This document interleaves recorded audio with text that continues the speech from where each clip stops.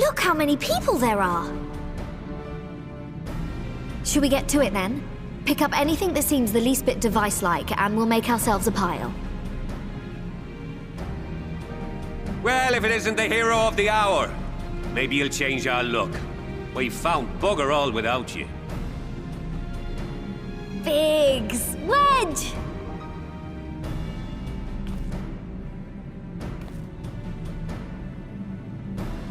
Aye, aye. Well, we could hardly say no to a call for aid from the Scions. Jesse called it the chief of some other business, so we'll be working twice as hard to make up for his not being here. Thrice as hard, even. Thank you, both of you. I'm sure we'll find that beacon in no time.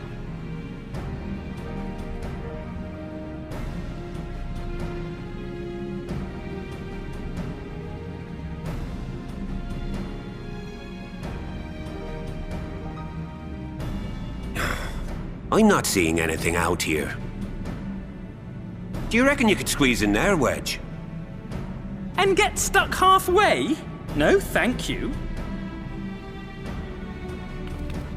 I could try if you like. Tataru, no! We couldn't ask you to do that. Oh, I'll be fine. This receptionist is not afraid to get her hands dirty.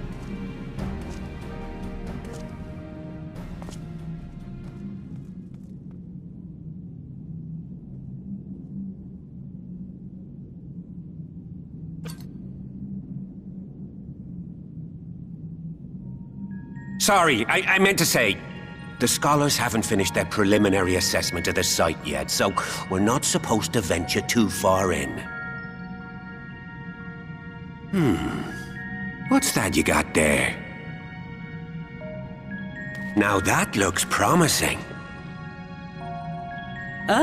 Isn't that the Ironworks symbol? Counterfeiters?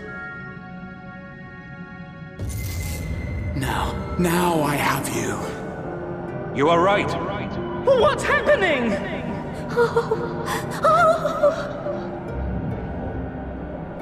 Stay with me. Focus on my voice. Let expanse contract. Eon become instant. Wait, this must be it. The device. Oh, this is supposed to happen. Throw wide the gates that we may pass. Oh, safe journey, warrior of light. Find our friends and bring them home.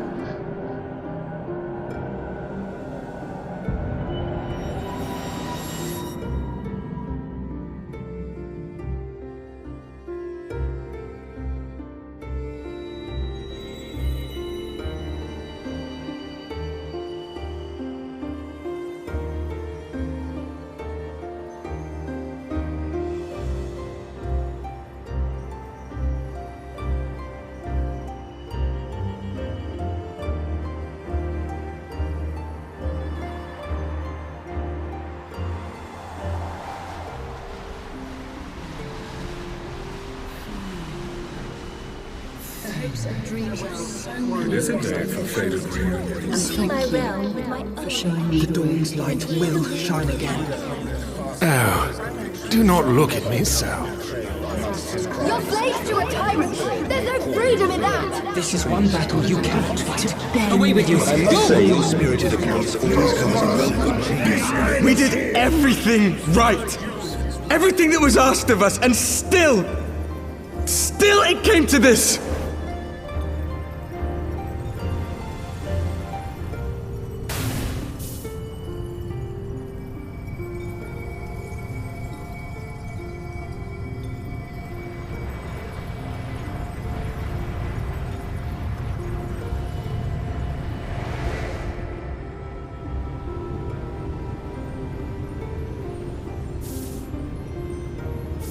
Your time has not yet come.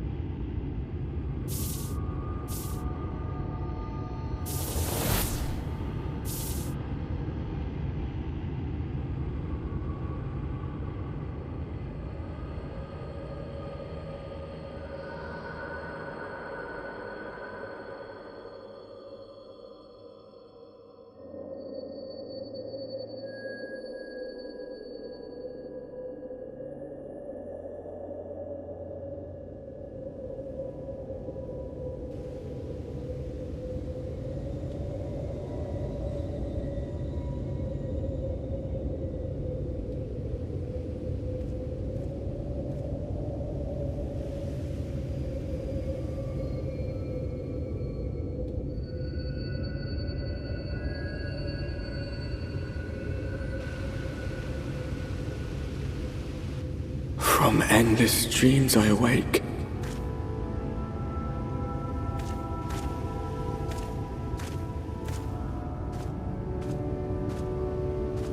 Something vague, yet urgent, calls me to action once more.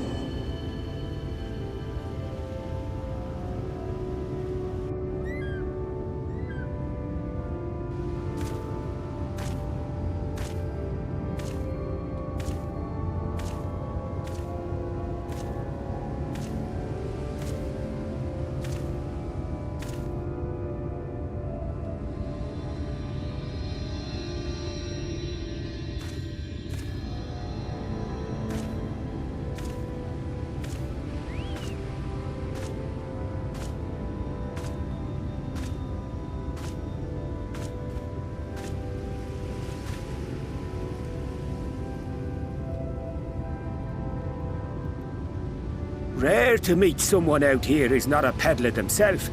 What brings you into the wilds this time of night?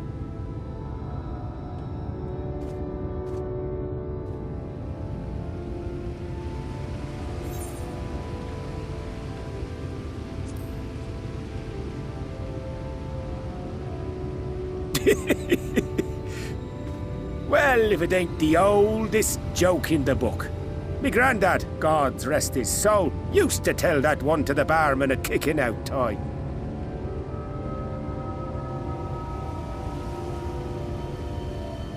And when, pray tell, did we last have a dark night?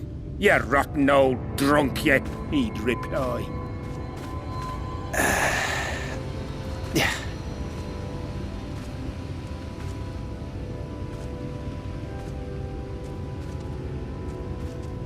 Over 100 bleeding years ago, that's when.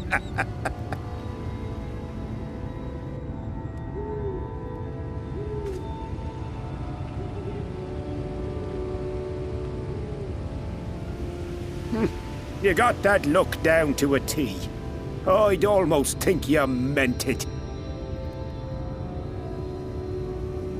Ah, got to you, did they? Poor beggar. That explains it then.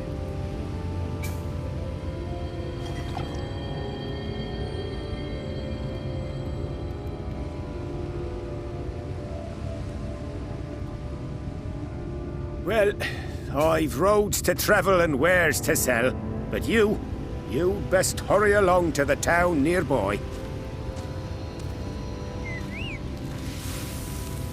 Just head east through the trees and aim for the Shining Tower. You'll find the place soon enough. 'Tis the biggest settlement for malms around. Go on now, friend. They'll take good care of you in the Crystarium.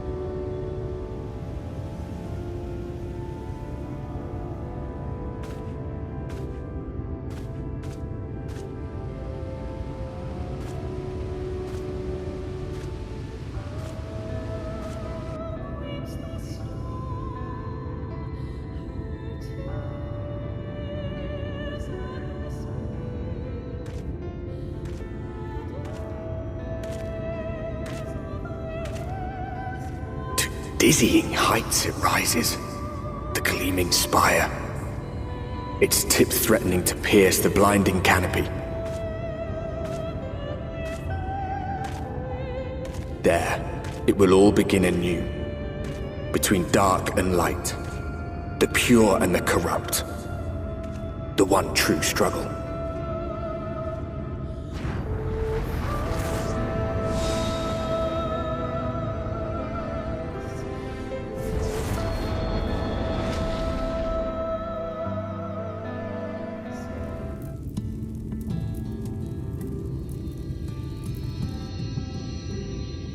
Halt!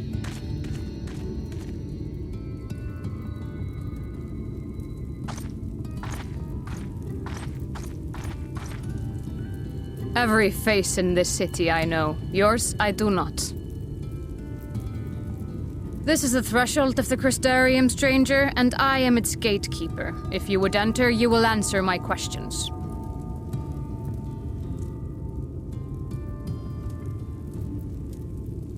From where do you hail?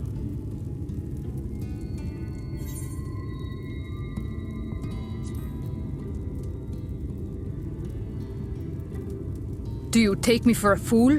No such place exists. Had you given me an honest answer, I would not have barred your way. We care little here for a person's place of origin. But instead, you chose concealment. And I will not suffer you to pass.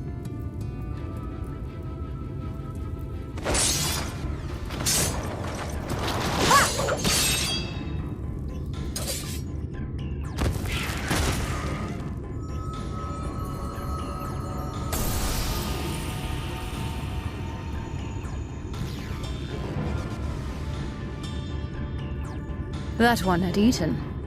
It must have gulped down the whole hand, ring and all.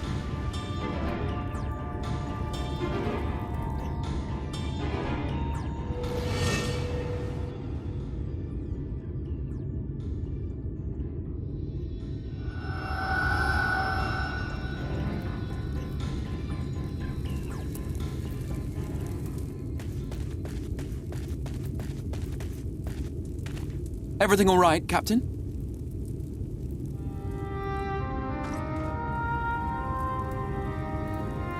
Quite all right, my lord. Just a stray sin eater, and a weak one at that. I see. Weak or not, we should be on the lookout for more.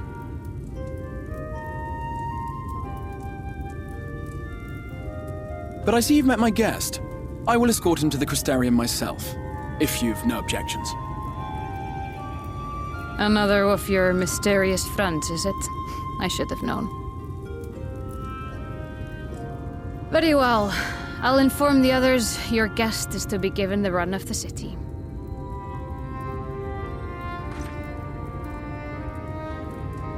Pray forgive my less than cordial welcome. May the rest of your stay with us be a pleasant one.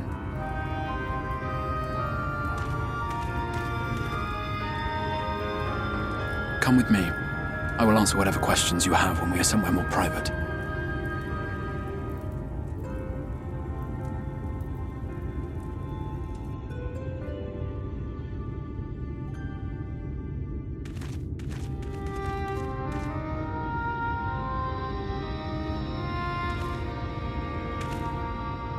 Right then, before we plunge into the wheres and wherefores, let me first thank you for answering my summons.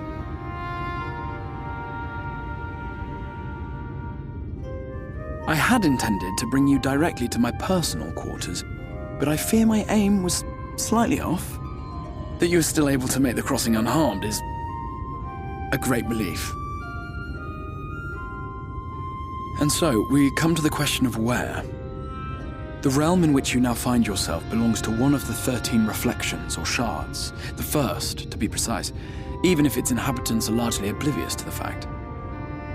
As to wherefore, having been awarded the rather grandiose title of Crystal Exarch, I, in my capacity as caretaker of the Crystarium, thought to seek the aid of you and your companions.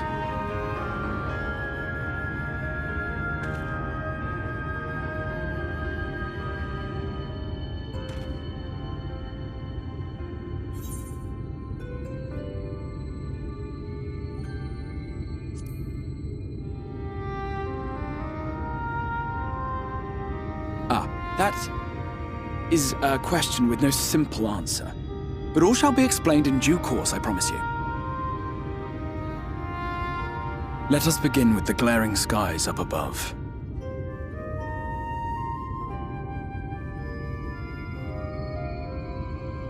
Here in the first, the world has been all but consumed by primordial light. It began a century ago, by this realm's reckoning. A luminous flood swallowing everything in its path. More than 9/10 of this star was lost. And the fortunate few who survived are hounded by abominations born of that catastrophe even now.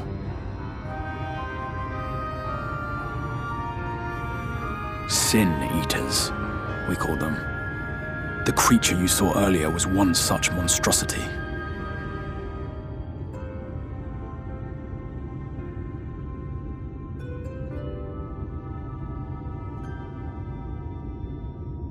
was to save the First from this menace that I learned to bridge the rift between worlds.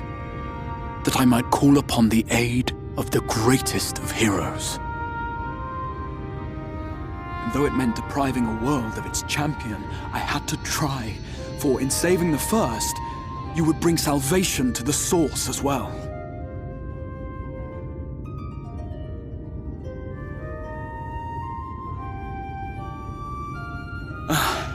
But what manner of host harangues his guests in the middle of the road? Let us continue our talk within the Crystarium.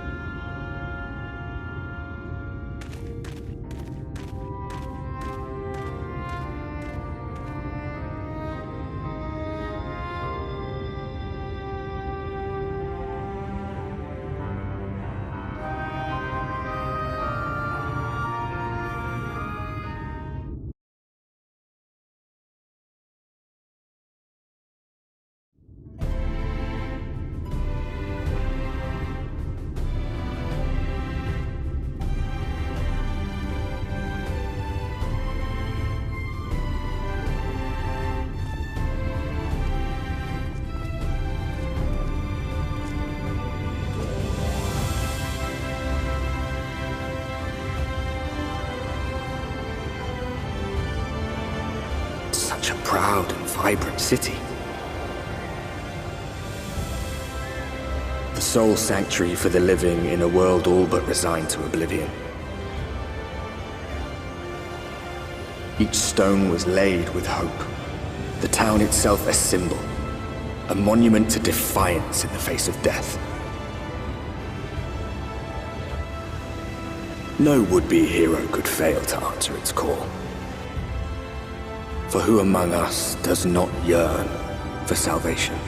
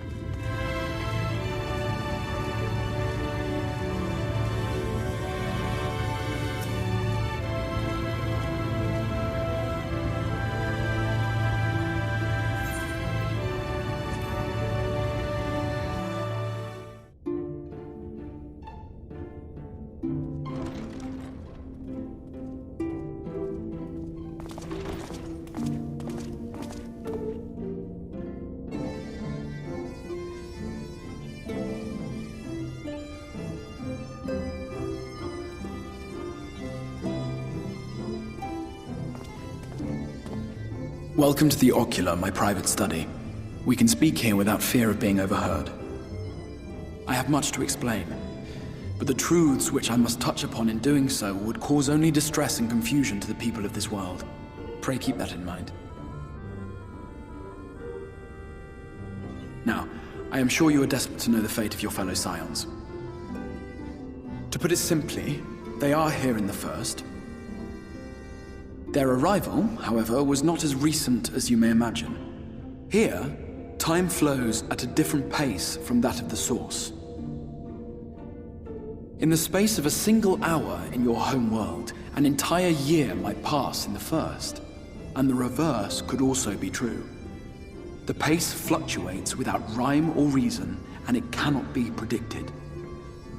That said, we seem to be entering a period of near equivalence, and thus, for the moment, you need not overly concern yourself with the passage of time.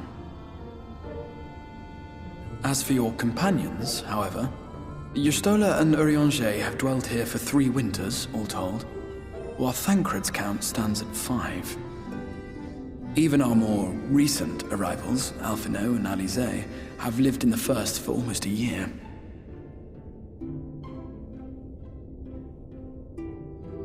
My intention had been to summon only you, but the art of reaching across worlds has proven exceedingly difficult to master. Thus it was that my fumbling hand closed upon those to whom your fate is most closely bound as well. As they were not the object of my summons, their transference was incomplete. Though they may appear to possess corporeal bodies, they are, in truth, merely spirits that one can see and touch. Consequently, while you yourself will be able to pass between worlds with relative freedom, they will not. Much as it grieves me, they are stranded here, unable to return.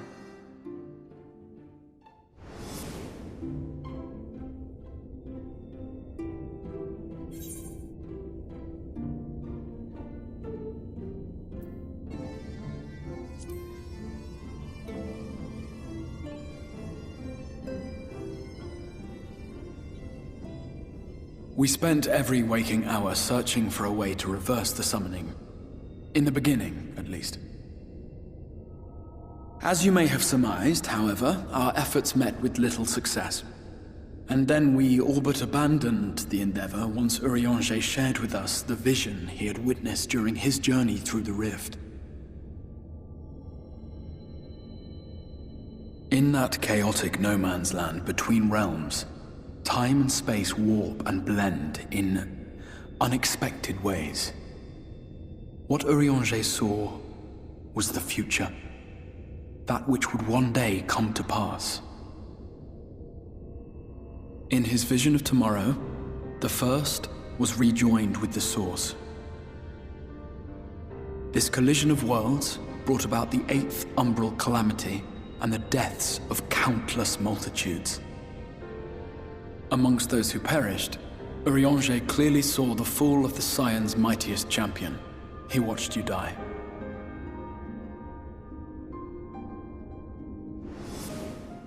And thus did the Scions embrace their exile, and began searching this world for a means to forestall the coming catastrophe in yours. Their souls are stranded in the First, yes, but they have fought on, desperate to save their home and you from destruction. Nor have their efforts been in vain, for it was they who finally established that the elimination of the Sin Eaters will indeed serve to prevent the calamity. Considering these circumstances of our meeting, you would be forgiven for doubting my version of events. And so, before all else, I would suggest you track down your comrades and hear the tale from their lips. I shall of course be happy to assist in these reunions, and you need not make any decisions regarding your involvement until you are certain of where you stand. Meanwhile, I promise I will not rest until I have found a way to help your friends return home. What say you? Have I earned your trust for the moment, at least?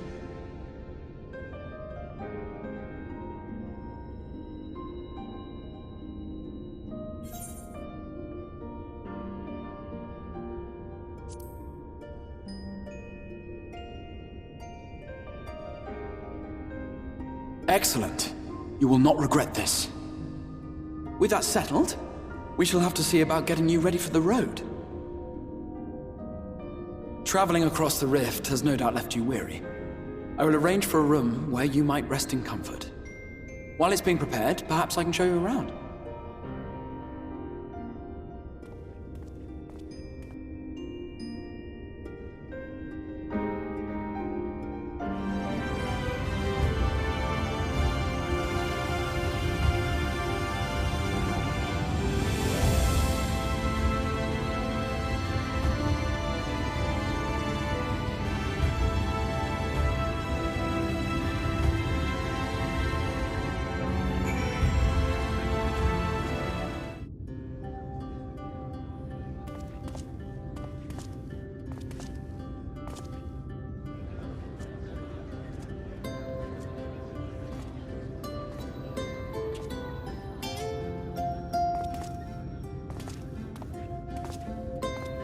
This is the Musica Universalis, the commercial heart of the Crystarium. What you might need to prepare for your journeys can be purchased here.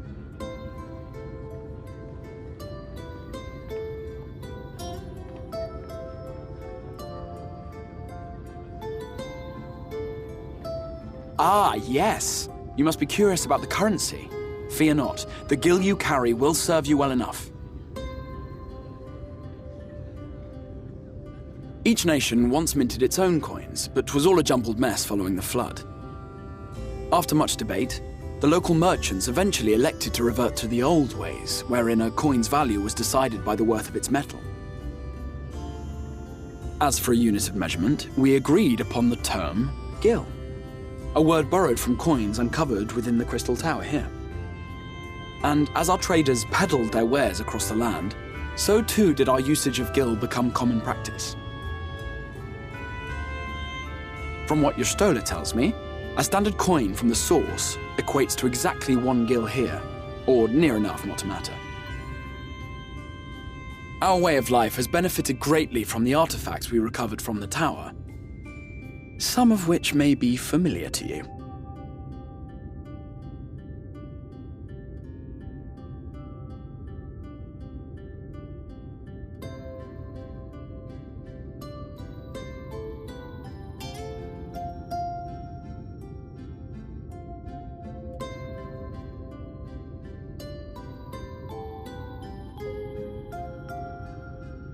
But I fear it would not be practical for us to provide everything to which you are accustomed. You shall need a means to access the commodities of your homeworld.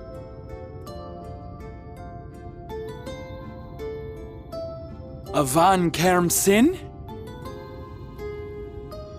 Yes, I'm here! Of course I'm here!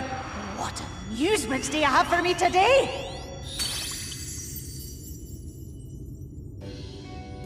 My dear Feo Ul, paragon of pixie kind.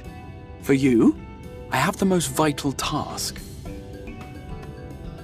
This fine gentleman is a friend from a distant realm. And we have need of a means to ferry things back and forth from his home. Might you be able to assist us in this matter?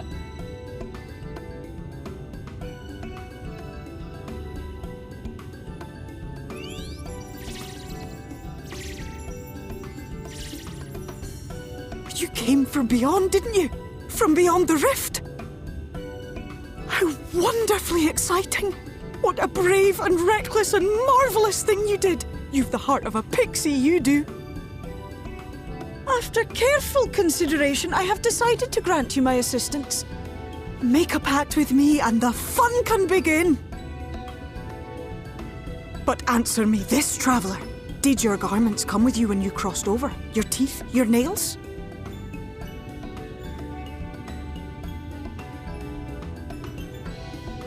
Just as I thought! Then you've a good stout connection with your home through which all your belongings, great and small, may easily pass. From this moment forth I will be your Isne Fis, and you my Sne Yak. Like the branch which sprouts from the sapling, our bond will flow unbroken from one to the other. Raise your hand.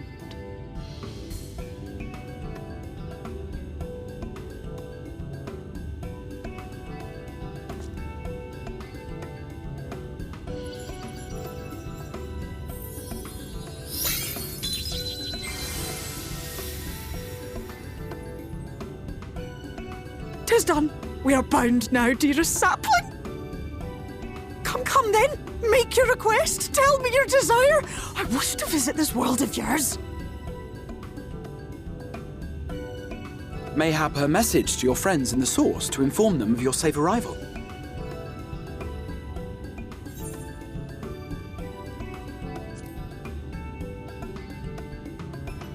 Consider it done.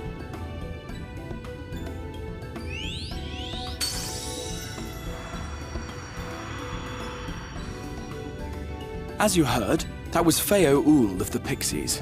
Their kind possess an affinity for magic akin to that of arcane beings. They rarely show themselves in populated areas, but Feo is insatiably curious even by Pixie standards, and seems to have taken a liking to the Crystarium.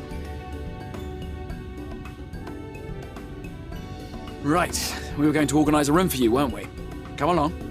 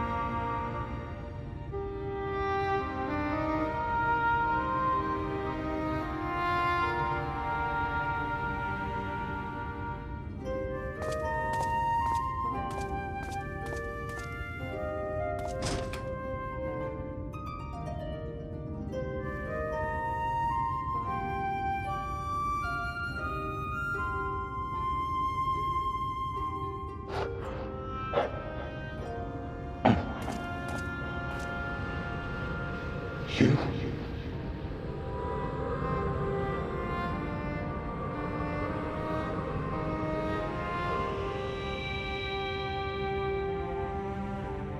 I know you. You're the warrior of light from the Source.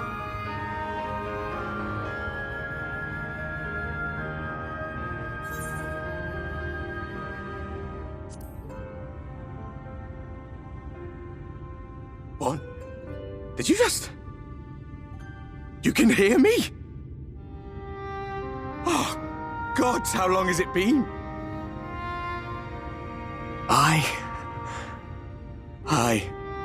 That was what I called myself in your world. The Warrior of Darkness. My real name is Ardbert. I used an alias in the Source, a daft one, looking back. If you recall my tale, it was my comrades and I who caused the flood.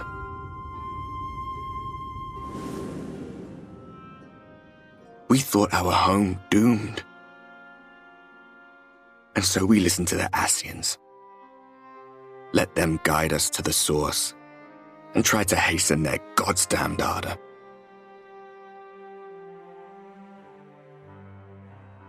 I remember when we fell, defeated by you and yours.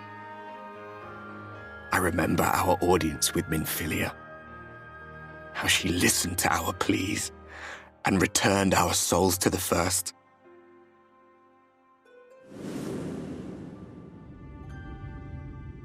The flood was poised to swallow Norvrand.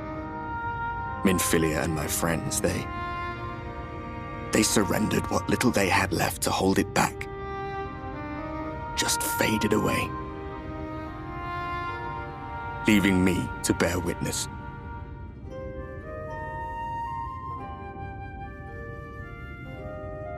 Tell me, do you know the year? How much time has passed since we caused the flood?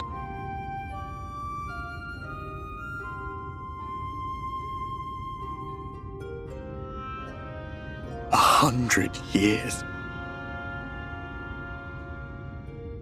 100 long years.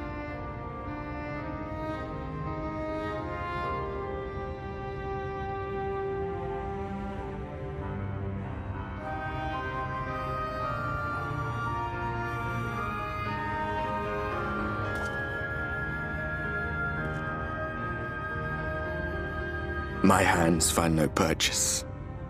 My gestures catch no eye, and my pleas, be they whispered or screamed, reach not a single ear.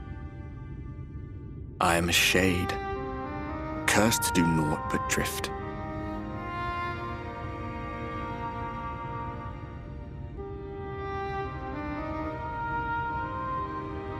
I feel as if I've been walking forever. I hardly noticed when my mind and body began to fray at the edges. Then bang! My senses were sharp again. I felt like a fish being reeled in, and before I knew it, I found myself in this room. Why is it that you can see me? What are you even doing here, come to that?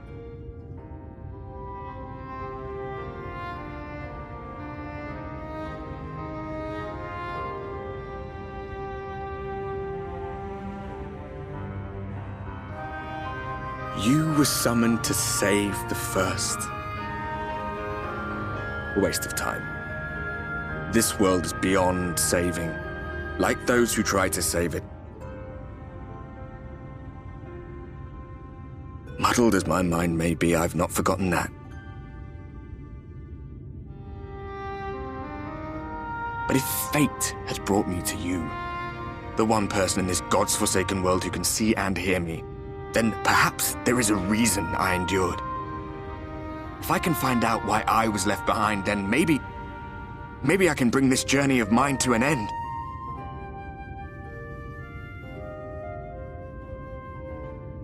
Well, I'll be watching, Warrior of Light. But do me a favor. Be careful out there. This world has had its fill of heroes.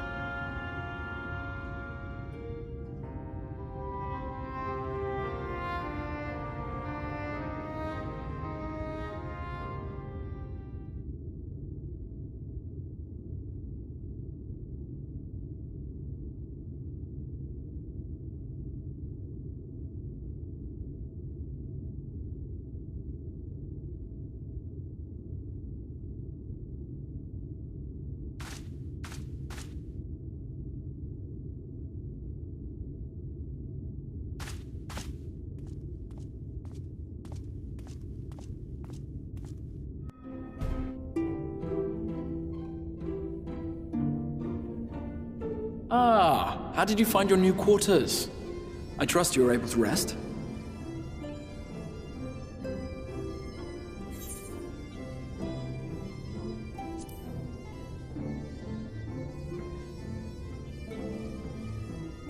That is good to hear. Should you want for anything, pray let me know. Now, let us return to the subject of the Scion's whereabouts.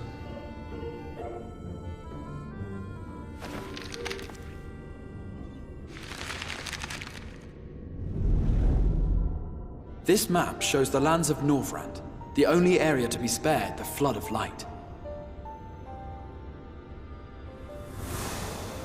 The Crystarium is here, in the region known as Lakeland. To the north is the fairy kingdom of Il-Meg. That is where you'll find Urianger. To the east lies the once prosperous civilization of Rak-Tika. Y'shtola is stationed there, in the heart of the forest. Alas, neither location can be reached without considerable difficulty. As such, I would suggest you first seek out one of the twins, each of whom is stationed but a short flight from the Crystarium.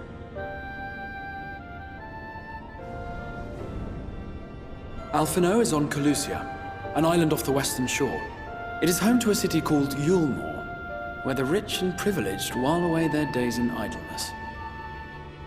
For his part in furthering our cause, Alphinaud journeyed there to meet with the citizenry and forge alliances.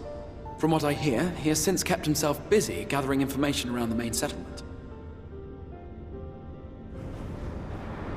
Alisae, meanwhile, traveled south to the arid wastes of Armareng. They lie upon the very edge of the inhabitable world, where the flood of light was halted. Those who dwell there live in constant fear of attack by the Sin-Eaters. In contrast to her brother, Alisae felt that her energies would better be spent learning about the enemy, and thus she sells her services as a guard, both to hone her skills and gather information on our foe.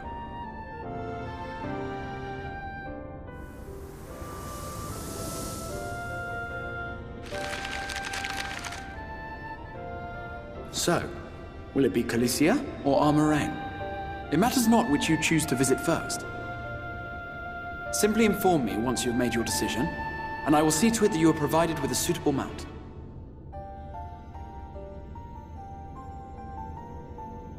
Ah, but you must be wondering about Thancred.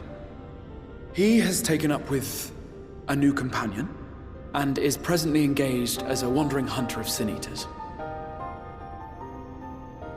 Being ever on the move, his whereabouts are often difficult to ascertain, but I am certain your paths will cross ere long.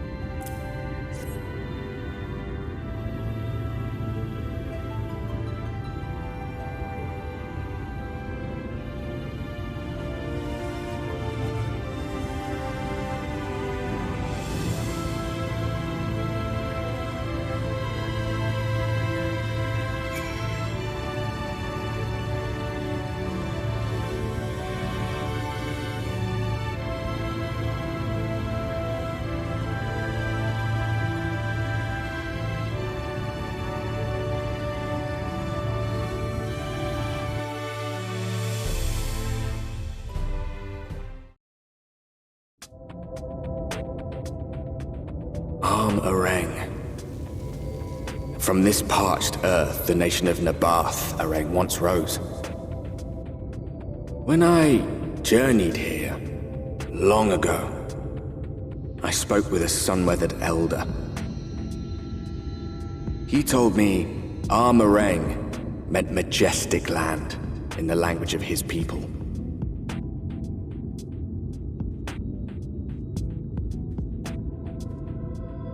And so it might still be, were it not for the light's unrelenting onslaught.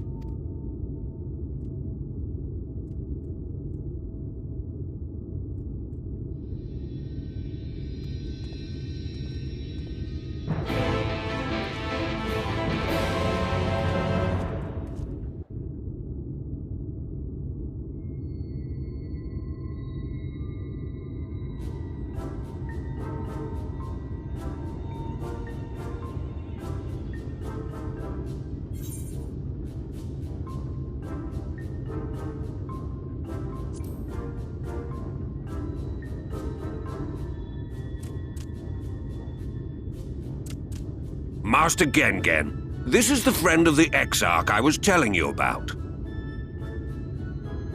Very good, very good. Though friend or no, all are welcome in Maud Souk. Souk is Mordish for city. As things stand, this souk boasts the largest and busiest marketplace in all Armorang. You'll find ore from the mines here, of course, but all manner of other things too, many of them rare. As I told you before, not many visit Armorang by choice, but Maud Souk's a different story. Merchants come from miles around to purchase the relics the Maud dig up. Aye, that they do. For Maud do not dismiss the spoils of the earth. We clean them and polish them and reveal to the world their true value. That is why they come here, come from far away, come with much money. And so our souk is always busy, busy, busy. No such thing as a thing no one needs. You say that every time, Master Gengen. Some sort of family motto, wasn't it? Or perhaps a Maud philosophy, for which we should all be very grateful. Would that everyone was so willing to take in refugees regardless of race or creed. Now then, if you intend to spend any time here, you'll want to gain the trust of the locals. And there's a little custom all newcomers are expected to observe. The cracking of the coin purse. You buy one thing from the market. Price can be low or high, just as long as you buy. As the good Maud says. In fact, the Exarch sent a little something to cover this very expense. A Verbert gold piece, no less. The first I've held in years. Verbert gold? Real Verbert gold?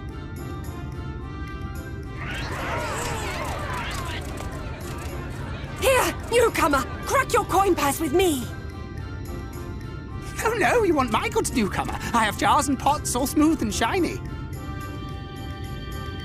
Over here! Come and look! You buy, you buy?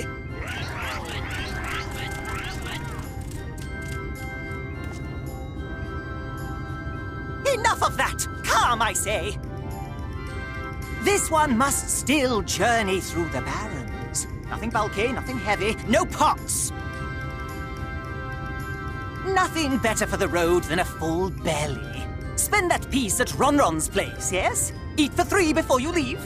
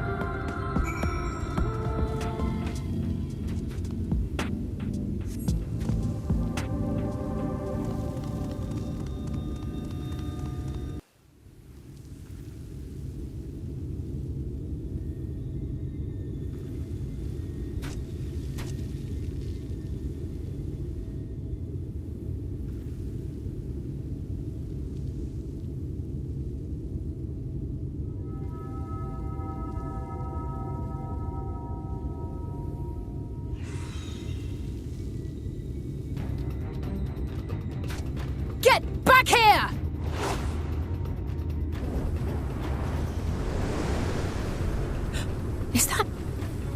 It can't be.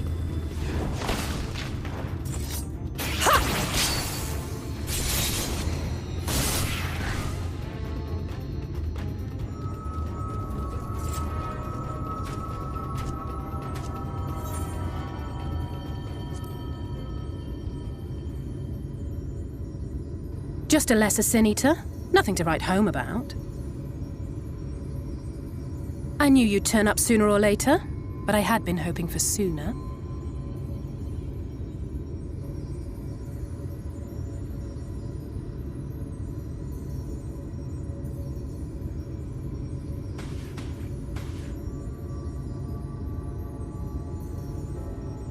How are you?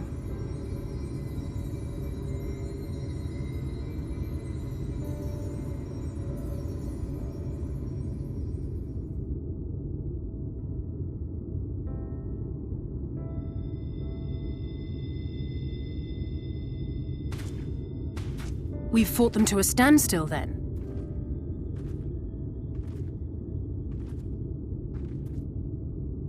The Exarch did say that the Empire seemed to have drawn back when he last looked in on the source. But without knowing for sure how fast time was passing there, I couldn't help worrying that a lot might have happened since then. I'm heartily relieved to hear that it hasn't, just as Alphinaud must have been. As you can imagine, both he and Urianger were desperate to hear the news from home when I arrived. I haven't actually seen Thancred and Y'shtola yet, but they will have heard all the latest developments from the Exarch by now, or should have at least.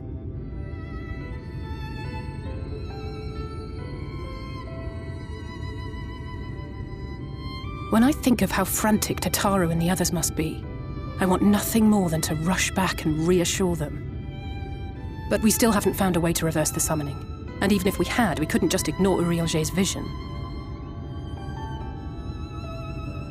He may use 10 words where 1 would suffice, and they may often obscure as much as they reveal.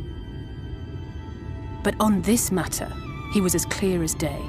I do not doubt for one moment that he saw what he claims. Nor how difficult it must have been to speak about them. The 8th Umbral Calamity and your death aren't exactly topics for idle conversation. As much as I might want to go home, I don't want to go home to that. We can't allow the rejoining to happen, which means we have to save the first from the Sin Eaters.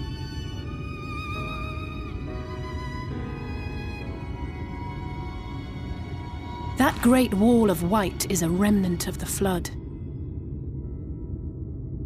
100 years ago, the balance in the First tipped decisively in favor of light.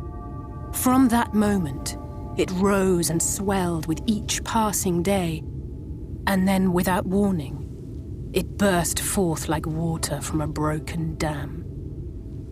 A colossal wave of pure light, drowning everything in its wake. Only Norvrant was spared. For the most part, living things are composed of ether of various different aspects. But when exposed to such a flood, their etheric harmony is shattered, and their natural form breaks down.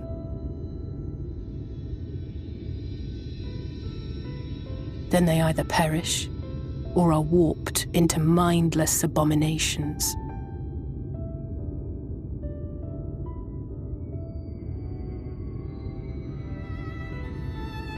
Yes, that's how the Sin Eaters came to be.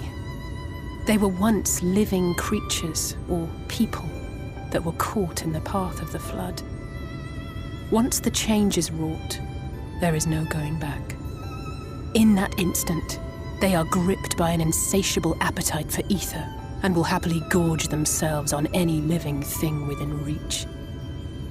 But even that is not the worst of it. The stronger Sin Eaters can plant light in us, like seeds in soil, corrupting our ether and triggering the birth of new monstrosities. They are creatures of base instinct that exist only to feed and to multiply. They feel no pity, know no remorse, and are utterly deaf to reason, which is why they must be destroyed. Every last one of them. The infirmary is full of the Sin Eaters' victims, left here to spend their final hours waiting for the change to overtake them.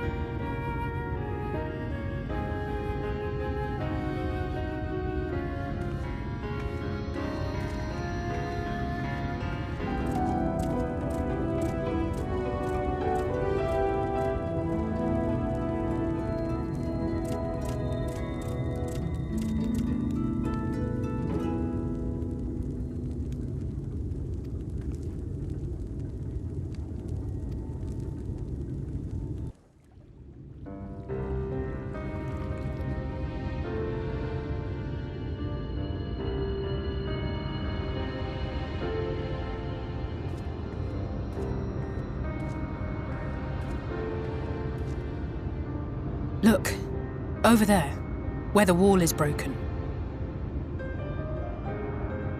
Do you see what lies beyond? That's what the land became after the light flooded in. An empty, white nothingness. Life cannot exist in such conditions. The primordial light would wreak havoc on the body's etheric balance.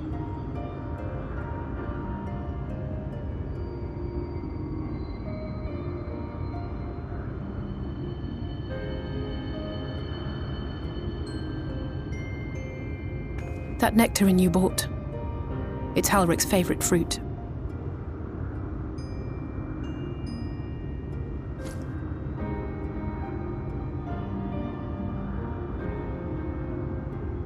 Most of the patients, Halric included, survived the attacks of powerful eaters.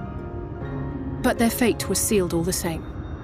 The monster's corruption has entered their bodies, and their very essence is being subsumed by light. The twisted state of the world itself just makes matters worse. Under normal circumstances, a person's ether naturally tends to equilibrium. But for these poor souls, the opposite is true. Sooner or later, every single one of them will turn.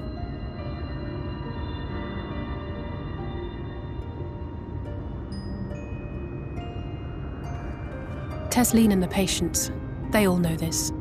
They know what has to be done before the change goes too far, before the eater within takes over. The preferred method is mixing poison into their favorite food. In my time here, I've borne witness to a lot of last meals.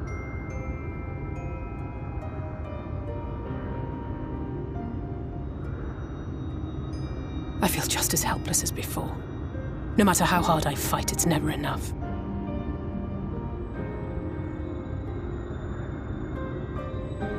But it's a war I mean to wage, nonetheless. Speaking of wars, do you remember how I made you promise not to leave me and then promptly collapsed? Well, let's just say I had a few choice words for the Exarch concerning the timing of his summons.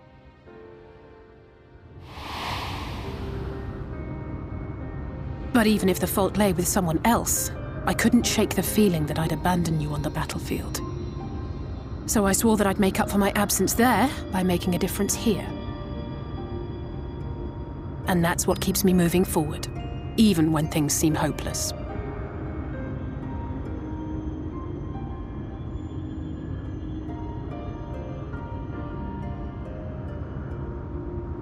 On which note, it's time we headed back. The longer we keep Tesleen waiting, the harder this will be for her.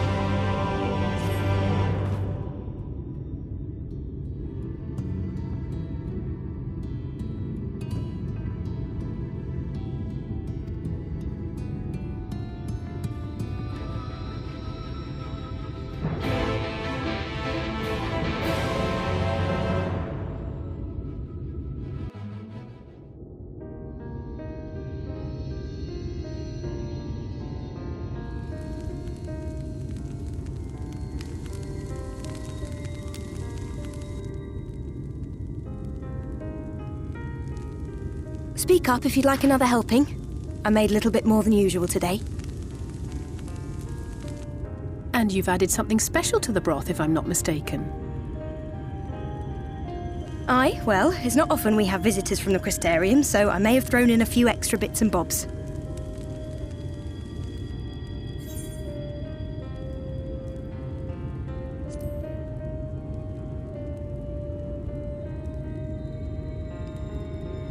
Oh, it's nothing, really. And we do so rarely have guests.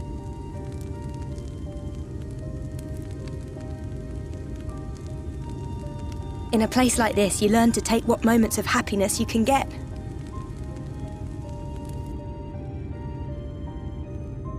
I remember when I first came here with my mother. She was showing the early signs.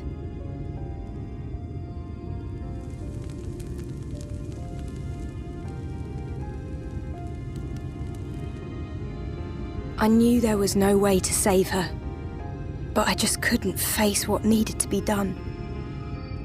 That's the way of it for most people. Why they travel from arms to stay here.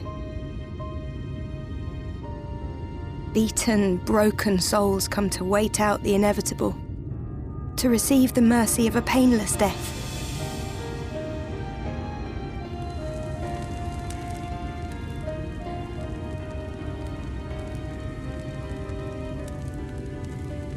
When my mother finally left this world, I was mad with grief, but also thankful that her passing was a peaceful one.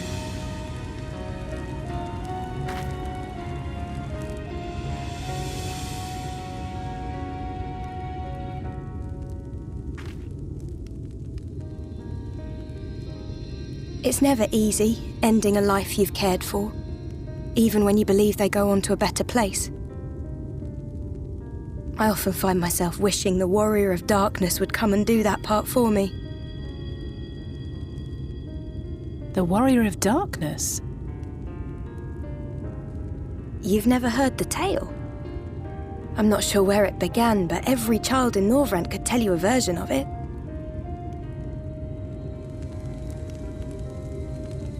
Warrior of Darkness, servant of death, take care of our souls at our dying breath. Let sinners and eaters of sin go with thee, that all may return to the sunless sea. Well, that's the version I was taught anyway. It's just an old bedtime story. He's certainly never deigned to visit us here. Which is a good thing, surely. He sounds rather ominous. Do you think so? I always liked the idea that he treated every soul the same, even the Sin Eaters.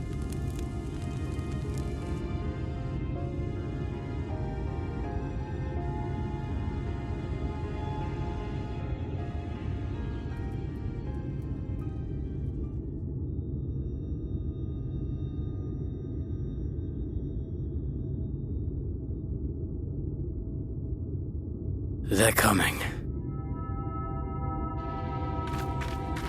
Desleen! Have you seen Halric? I swear, I only took my eyes off him for a moment.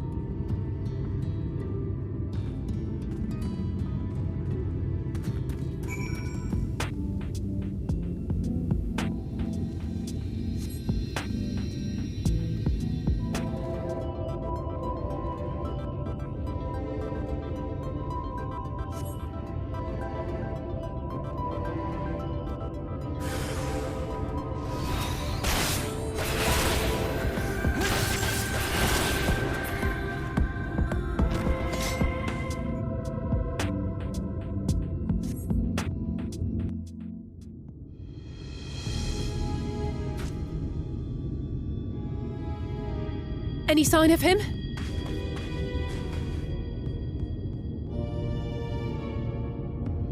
No luck then. But he surely can't have gone far. We should keep looking. The Sin Eaters are out in force, and if we don't find him soon, you can be sure they will.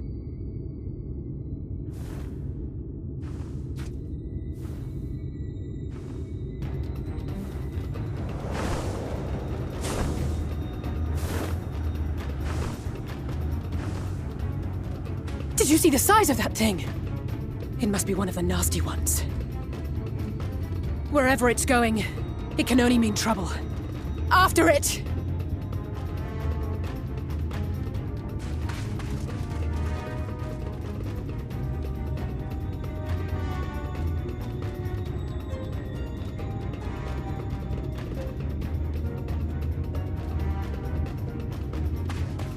There it is! Is that... Oh no!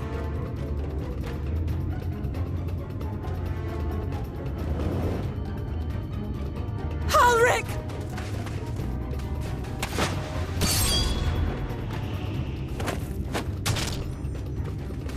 We have to run!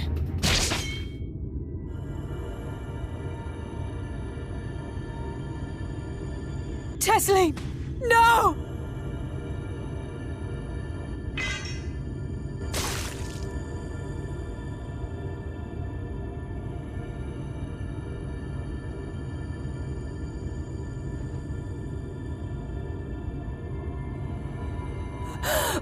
We all deserve happiness, wherever we can find it.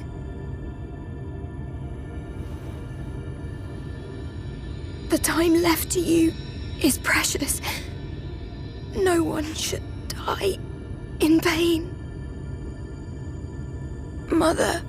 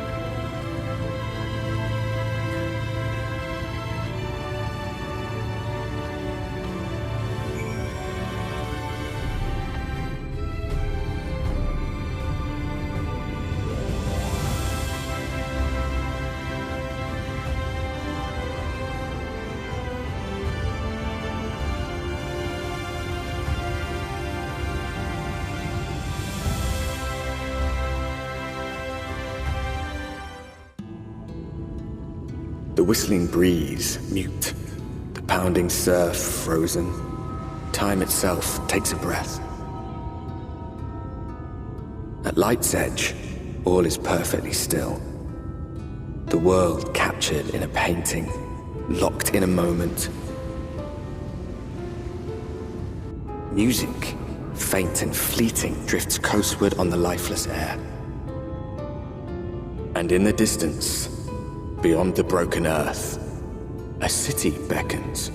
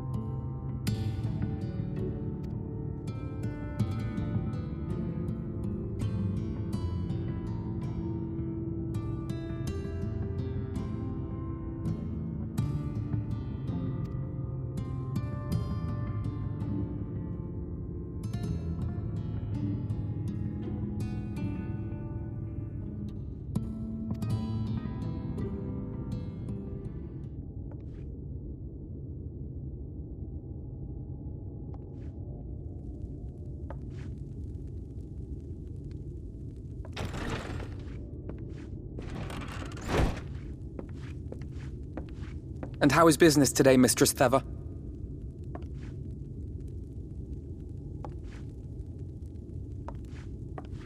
Oh, frenetic. Look, I have a new customer.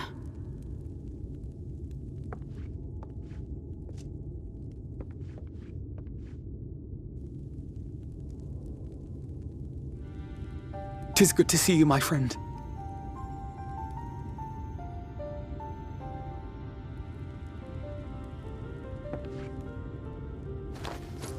The barley seeds you wanted.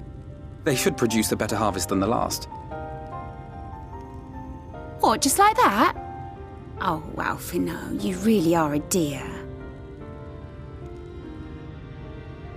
Well, I'd best be tidying up some of those empty shacks before the pests move in. Keep an eye on the place while I'm out, eh?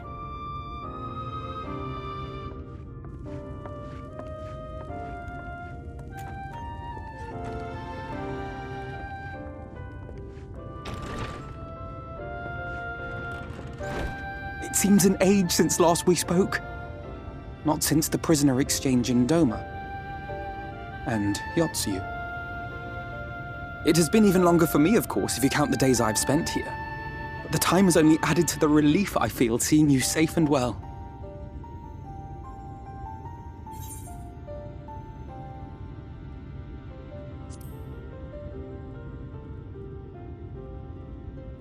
Huh. Alisae said much the same thing. I don't think I've ever had such a scolding. But I believe an exchange of news is in order. Come, tell me of your arrival and all that came before.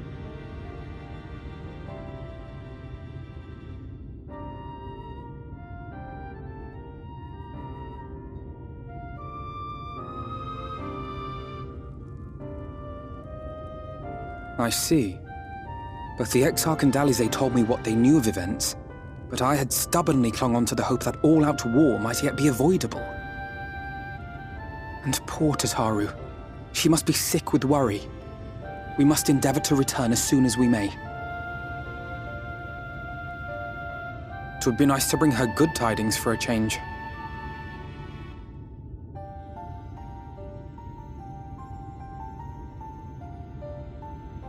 But before we bid this world farewell, we must first ensure that it is not rejoined to the source. We must prevent the 8th Umbral Calamity. Urianger's vision of the future has, I fear, every chance of coming true. By his description, the catalyst for the calamity was a formless and deadly weapon employed by the Garlean Empire.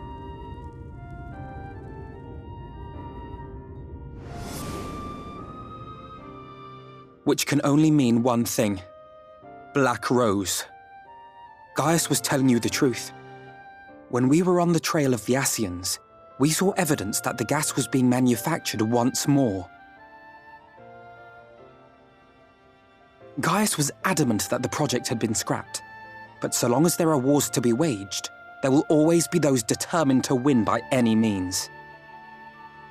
And thus simply destroying the existing stores of Black Rose would do little to alter fate's course.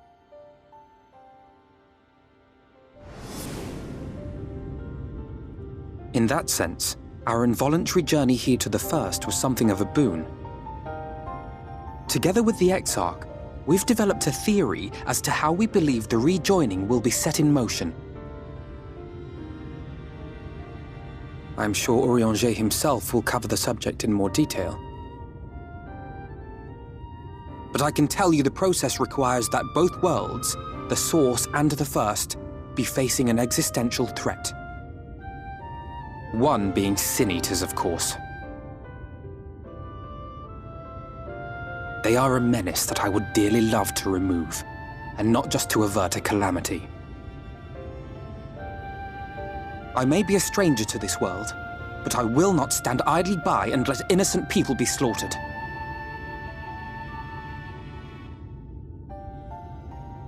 That is what brought me to the gates of Yulmore. Ignoring its pretensions as a kind of capital city to what remains of the world, it is nonetheless a center of power and authority. If any solutions are to be found, I believe our search should begin there. What say you, old friend? Hungry for another adventure?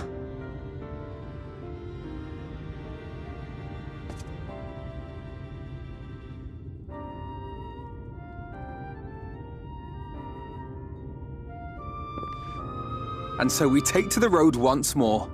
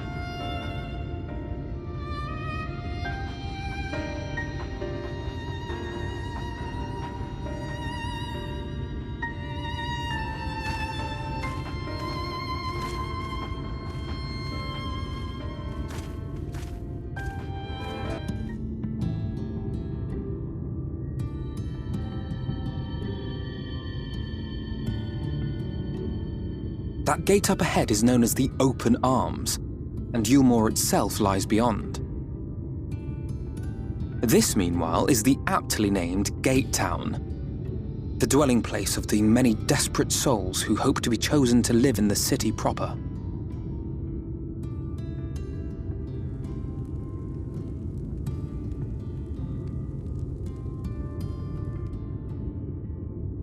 Ah, I thought I recognised you. Brought a new friend, eh?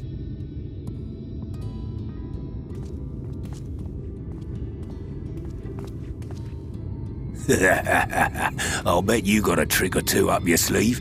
Maybe even 3. Care to show me?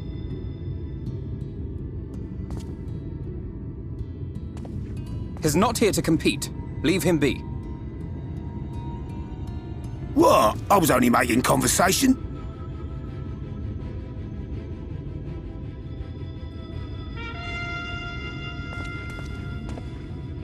Ladies and gentlemen, your attention, please!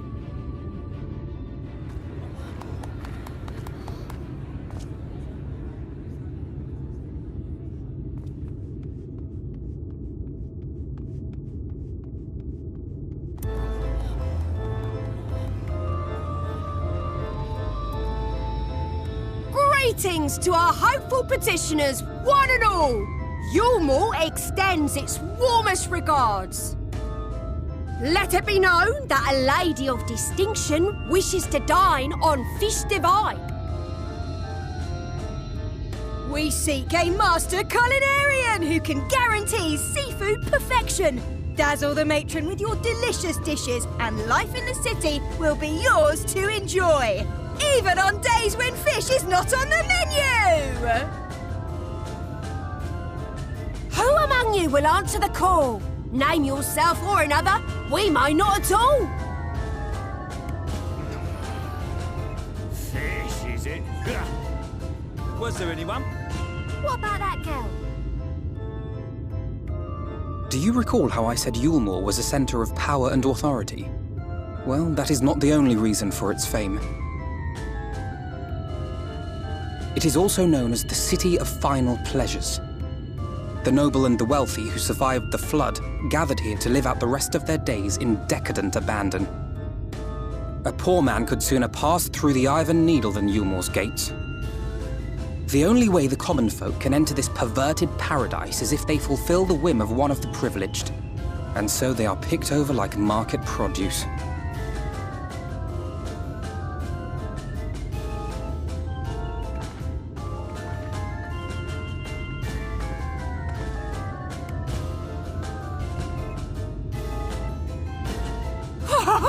What a catch!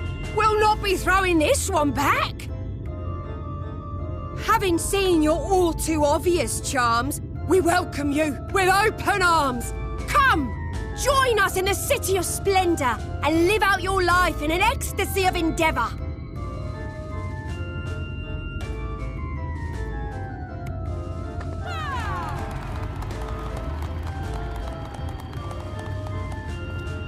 Oh, just look at those expectant faces. What could you possibly be waiting for? Well, what have we here? An extra share of meal to celebrate our newest resident!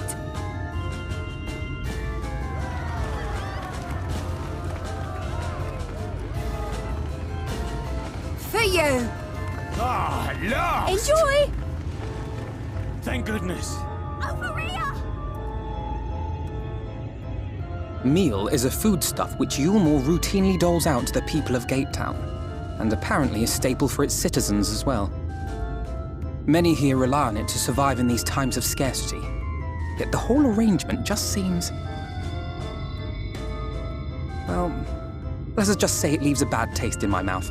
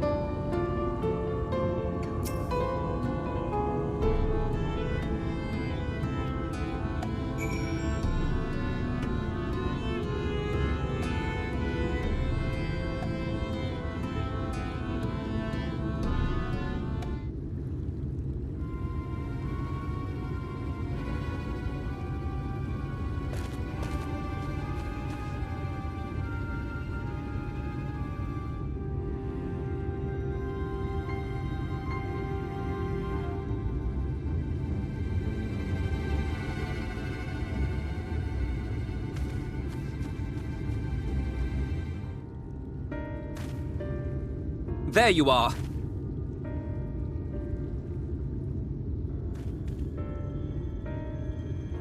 The thief who claims the harvest on my behalf. Hand it over. Well, forgive me. I have to get into the city.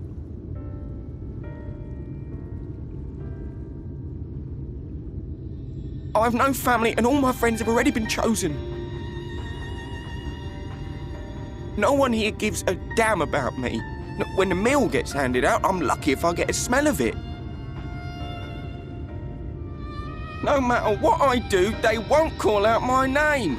I'm so tired, I'm so bloody hungry.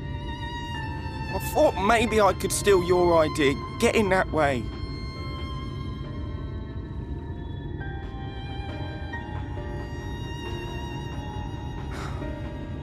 What is your name? Kai-Shir. Tell me then, Kai-Shir, must it be Yulmore or nothing? What of the Crystarium? They may not offer charity, but you would be fairly compensated for any work you did. No, it has to be Yulmore. That's where all my friends are. We made a promise that we'd live together in paradise.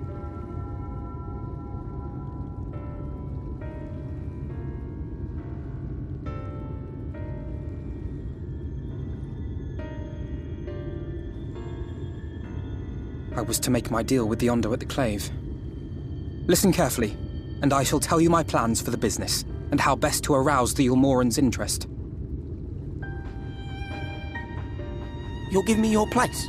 Just like that? I'm giving you a chance, nothing more. What comes of it is entirely up to you. I understand. Oh, thank you, thank you!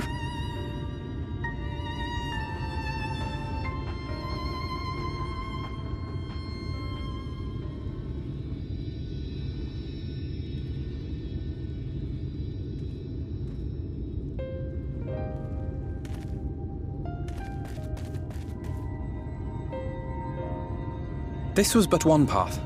There will be others. But for young Kai-Shir, it was the difference between life and death. I do not regret my decision, yet I will admit that a part of me wonders if it was for the best.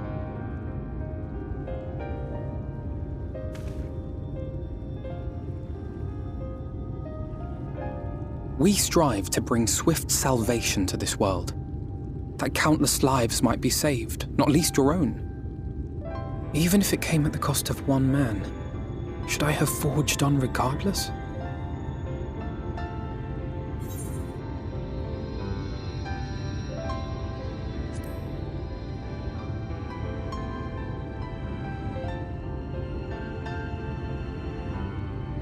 I suppose not. Were Estinian here, he would most likely scoff at my soft-heartedness. Same old Alphinaud, ever the slave to sentiment. But I thank you for your kind words nonetheless. Let us see to it that both these stories have a happy ending. Shall we return to Wright then?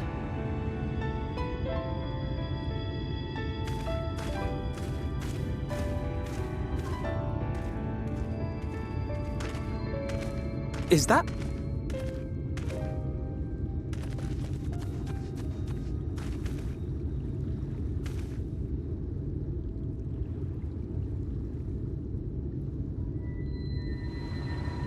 I can't be sure, but I think someone's in trouble.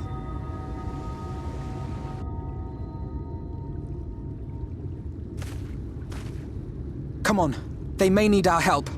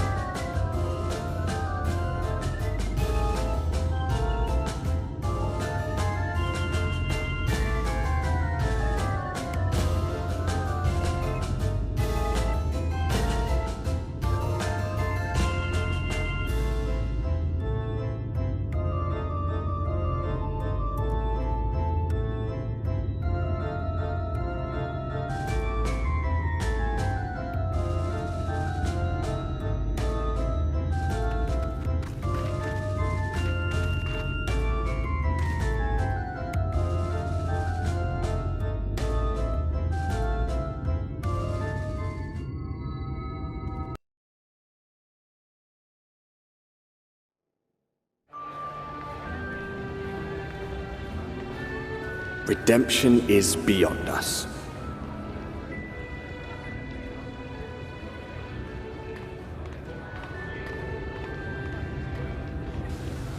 The lament of all but saints and fools, and the comfort of the lords and ladies of this accursed place.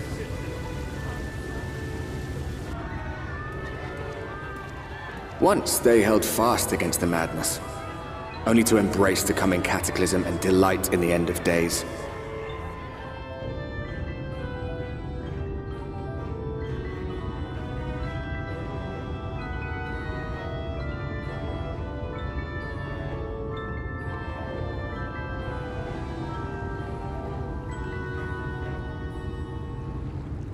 Perhaps in rapture they seek to lose themselves and the misery they share. Or perhaps for them alone, the promise of eternal pleasure really does hold true.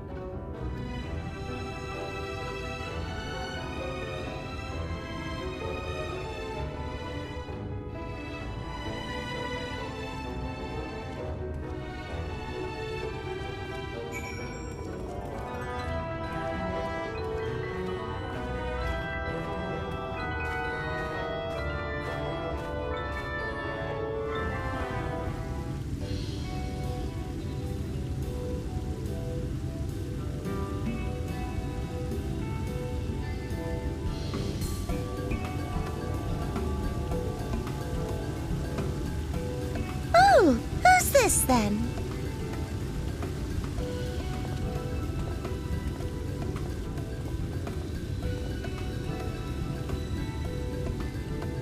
Lord and Lady Chai, pray forgive our intrusion. I am given to understand you were in search of an artist. Ah, you must be the new, Oh, goodness me! What an adorable boy! That silken hair, those pearly cheeks, oh, and you even smell wonderful, like a bed of flowers.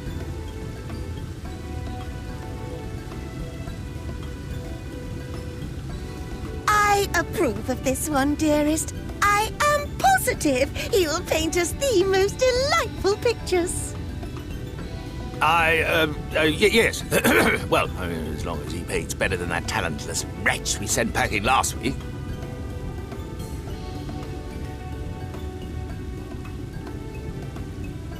Wonderful, wonderful! Welcome to Yulmore. Alphinaud, if it please you, my lady. And this is my assistant.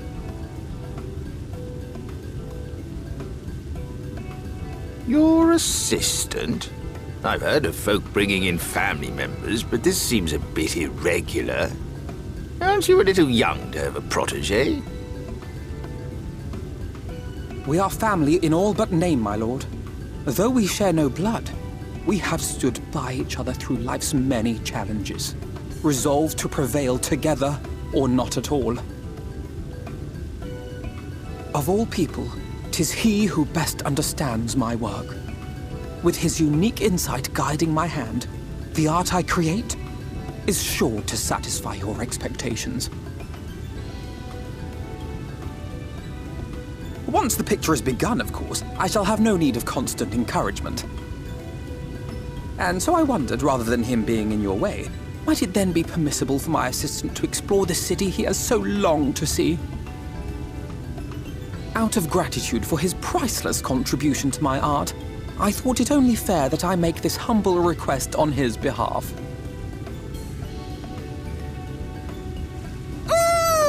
Did you ever hear of such devotion? Of course your assistant must have his wish. He shall be free to roam to his heart's content. Isn't that right, darling? Oh, yes. Yes, of course, dearest. Quite right.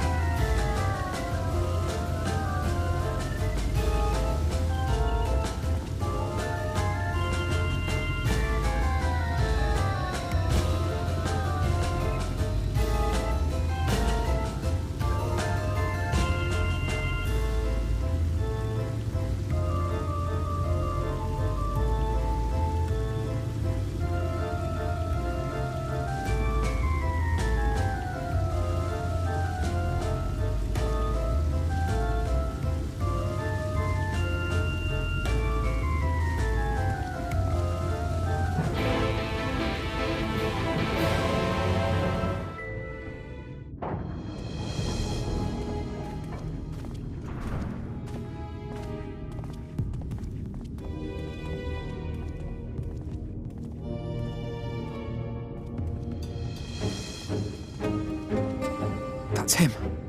That's Vorthri.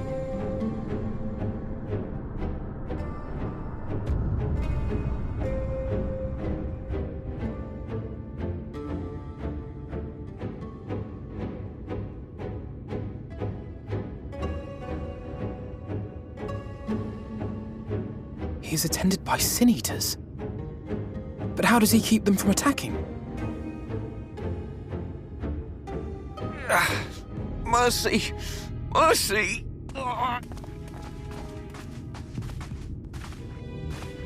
By the 12.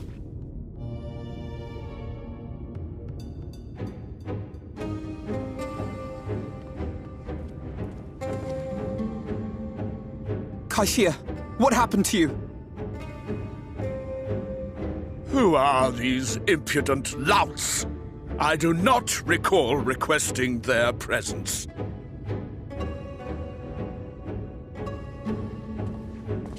Lord Vorthri, what is the meaning of this? Why is this poor man bleeding to death on your floor?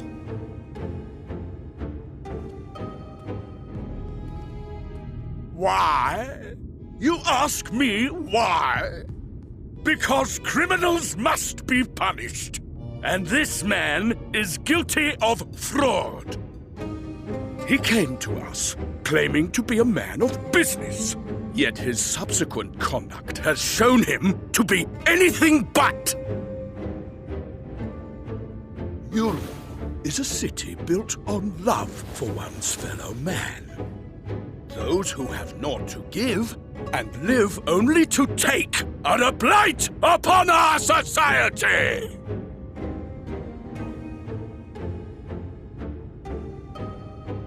To atone for this crime, I ordered that he fling himself from the balcony.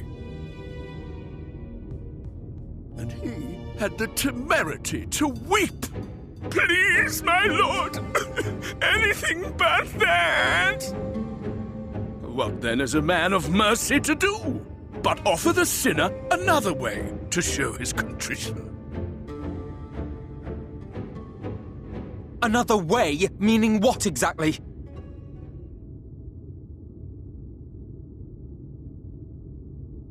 Sin Eaters are part of Yulmor's society, but they must be fed with ether. Living ether.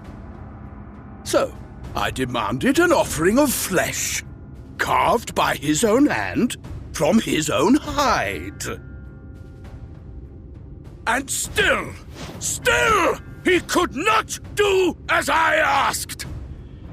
A wholly unsatisfactory performance.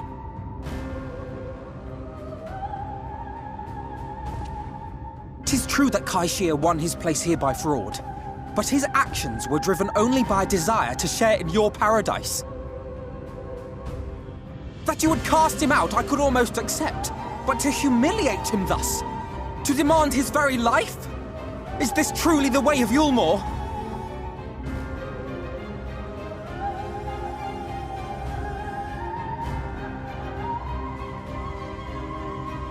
Oh, you dim, deluded child.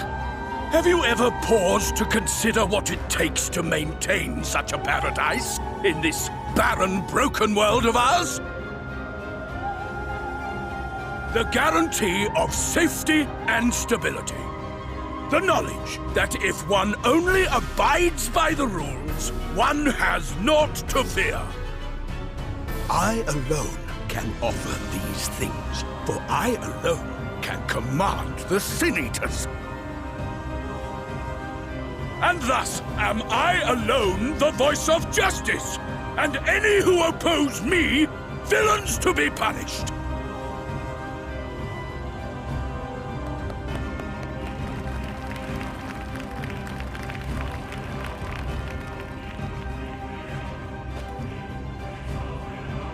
People call this paradise.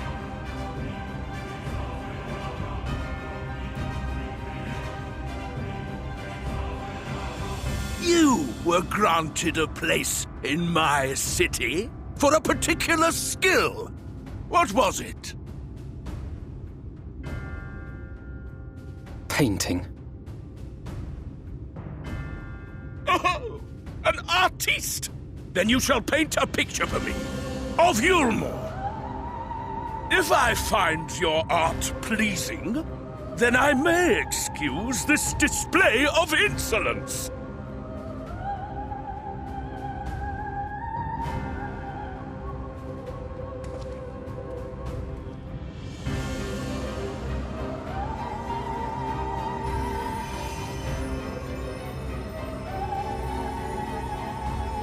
Who gave you permission to tend to that criminal's wounds? I told you to paint me a picture!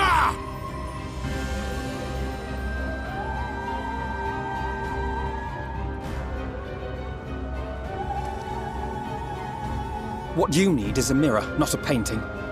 It will capture the horror I see before me far better than I ever could.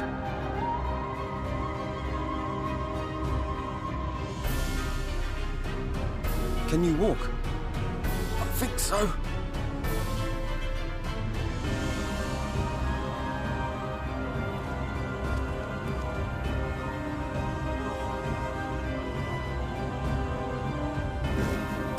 Did that little worm just insult me?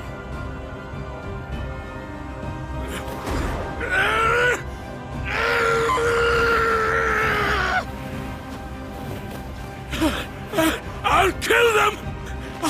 I'll kill them all! I'll enslave their minds! I'll torment them! Torture them! Then tear out their hearts!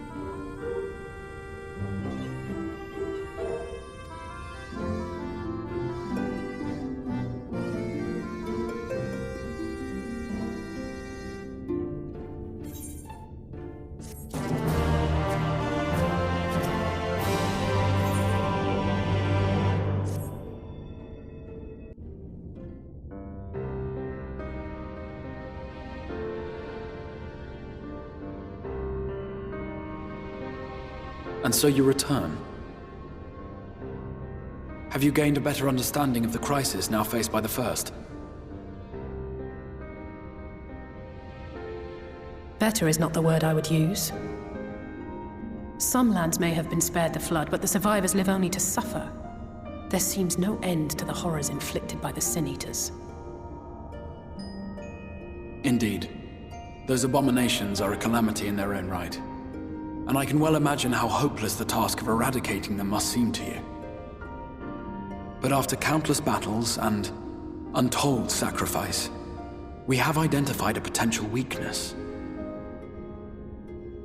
Sin Eaters are drawn to serve the strongest of their kind, a class of creature we call Lightwardens. And from what we have been able to ascertain, only a handful of these entities exist.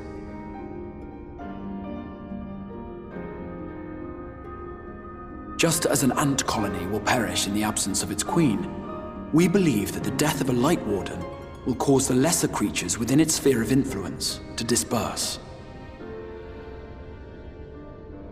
I have a feeling Yulmul might have something to say about any concerted action we take against these monsters. Vorthra's command over the Sin Eaters is integral to Yulmoran society. In seeming to guarantee his people's safety, it guarantees their obedience. He will not take kindly to us depriving him of such useful allies. Agreed. Thus we will need to occupy or otherwise divert his forces whilst we proceed with the business of eliminating the Wardens. Until we have done so, all other considerations must be set aside if we are to forestall the 8th Umbral Calamity.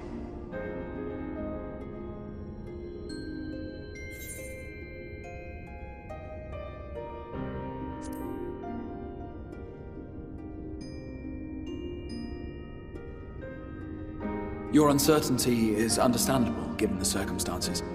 Perhaps a more detailed explanation is in order. To begin at the beginning, then.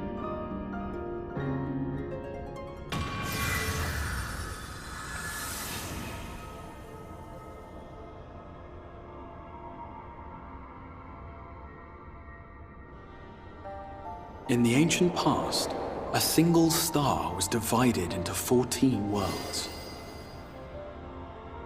This is the source, your home.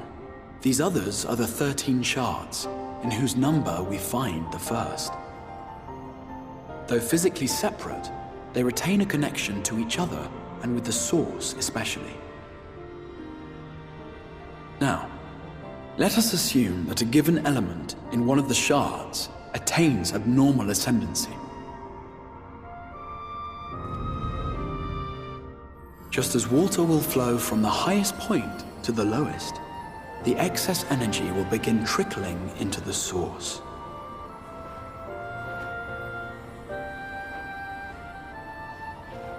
And such an influx of ether will of course exert a palpable influence. If the element in question were fire, then drought and wildfires might ensue. If it were ice, one might expect the weather to turn bitterly cold. As ether continues to pour in, such phenomena will become more and more extreme, until eventually, a single, untimely event triggers a disaster which cracks the barrier dividing the two worlds.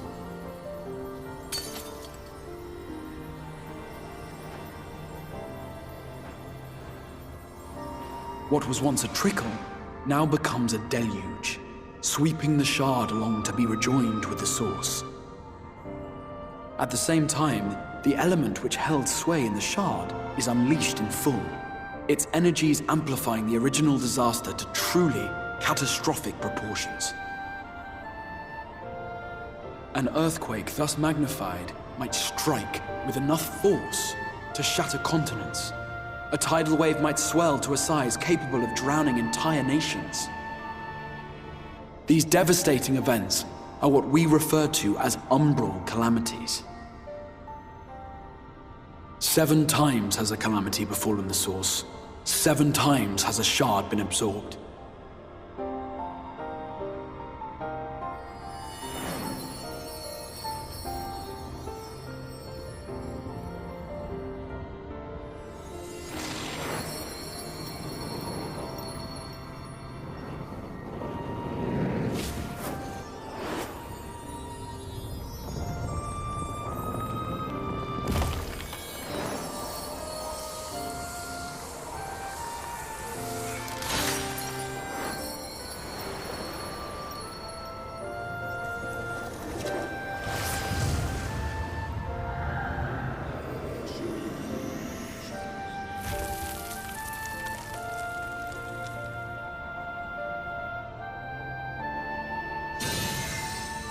At present, the light-drowned realm of the First stands perilously close to meeting the conditions for a rejoining. It is the Sin Eaters who are to blame for the Light's continued dominance. In addition to attracting their lesser kin, the Lightwardens I mentioned earlier radiate ether, saturating every corner of their territory with light. Even here in the flood-spared region of Norvrant, their influence is strong enough to banish night from the sky. Thus, if we are to restore balance to the First and head off a potential calamity, it is imperative that we put each and every Lightwarden to the sword. We've been doing our best to take the fight to the enemy ever since we first heard the Exarch's explanation. Though we have yet to claim any meaningful victories if truth be told. Apart from being confoundingly elusive, the Lightwardens possess a troublesome quality which compelled us to delay our plans until such time as you arrived.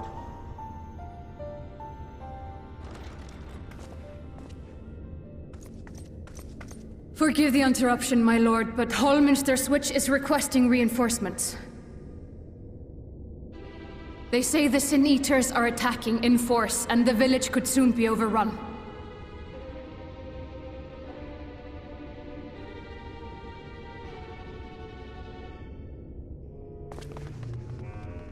Alert the guard. We should be prepared in case the fighting reaches the Crystarium. You have command of our forces in the field, Captain, but hold off on entering the town until I arrive. That goes for Alphinaud and Alisae as well. My lord.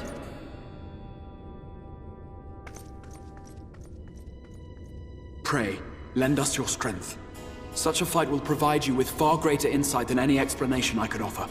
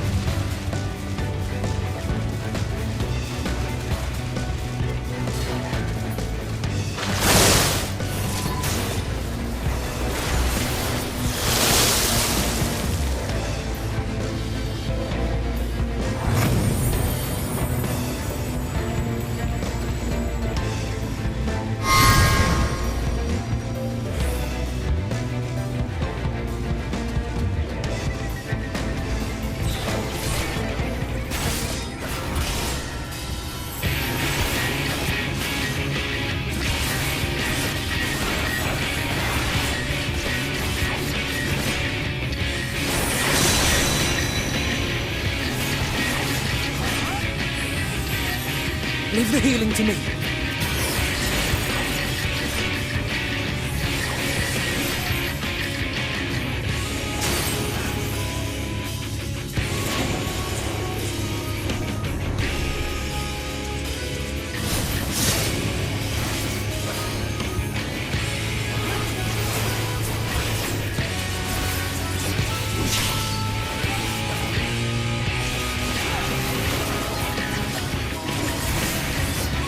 Let's give them a show!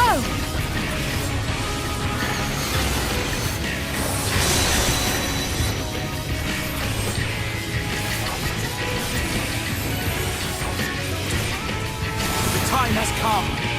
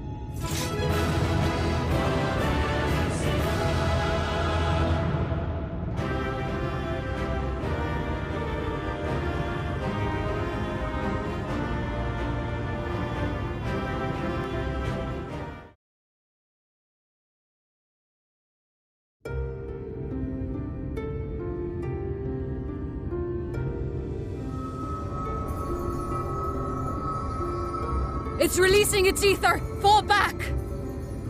We cannot let it touch us! Quickly, my lord, we must withdraw! That will not be necessary, Captain.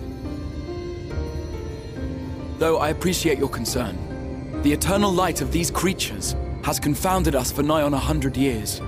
For each we have put down, another has risen up in its place, born of the self-same ether relinquished by its predecessor. But now we have a way to contain that corruption.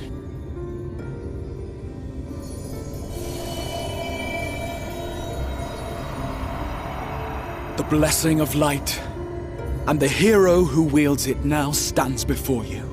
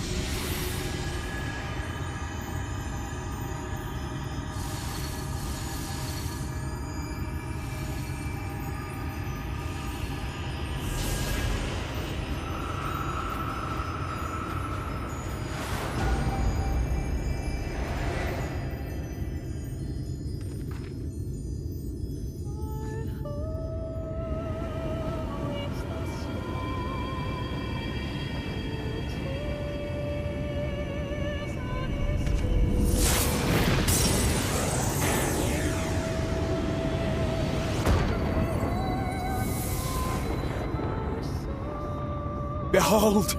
The monster's power is broken, and the world, twisted by its touch, returns to its rightful form.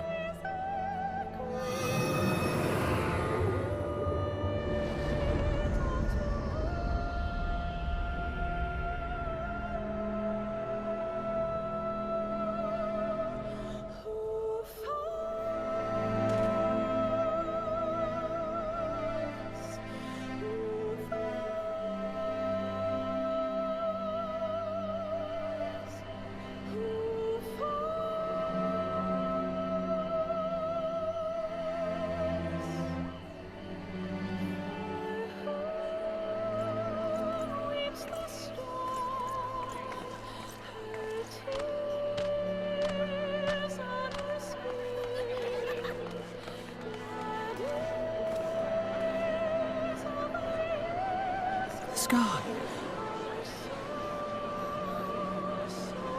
It can't be. What's happening? It's so beautiful.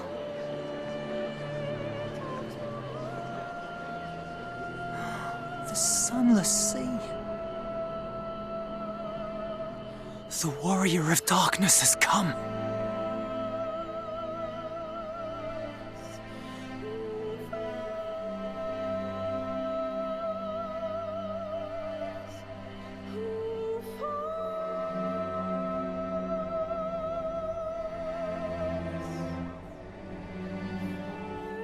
Is that what I think it is? The night sky. As it should be. Who are you people? You killed a warden, then bathed in its ether as if it were a spring shower, and now the sky? The legends are true.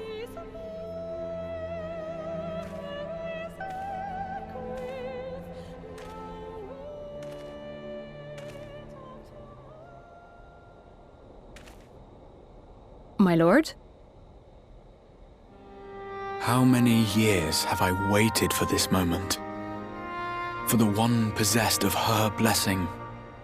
For you.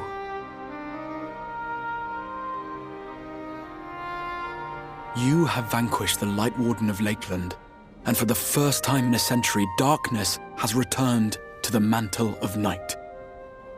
Without the ever-present light to sustain them, the Sin Eaters will have no choice but to retreat. Yet our victory is far from complete. Though darkness has fallen here, the other wardens yet bask beneath burning skies, feasting upon what little life remains. Even should it cost me all I have, I would see each and every one of them slain, that this world might be spared from oblivion. Not only for the first, but for the source as well. Save one, and we save the other. But, be that as it may, I concede it was wrong of me to summon you to this fight against your will. I swear, on my life, I will one day atone for that deed, but for the present, I beg you, stay and see this fight to its conclusion. Cast down the Wardens and restore darkness to the first.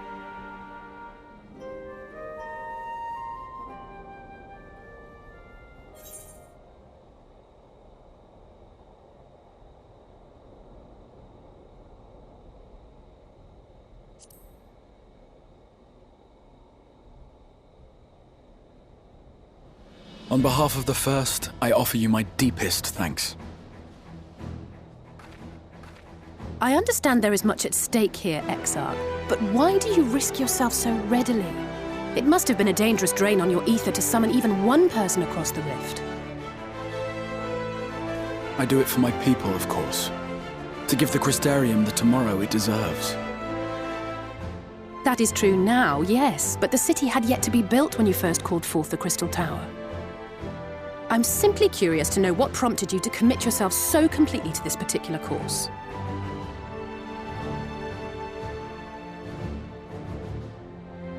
There are things which we can ill afford to lose. And I sensed from the first that I had a part to play in preserving them.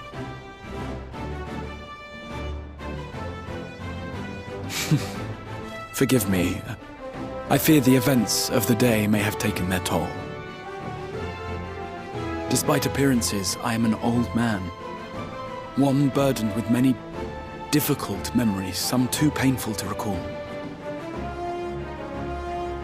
Well then, I'm sorry for pressing you. It's a family failing, I'm afraid.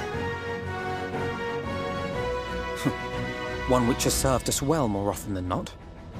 Needless to say, we will continue to fight at your side until the last Senator is defeated. Come then, my warriors of darkness. Let us gather the surviving villagers and make our way back to the Crystarium.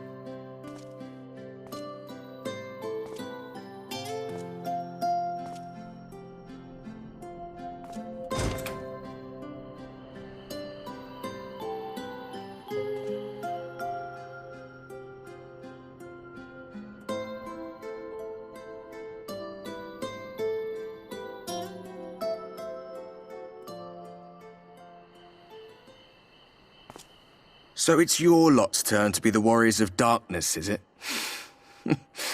It's funny how things work out.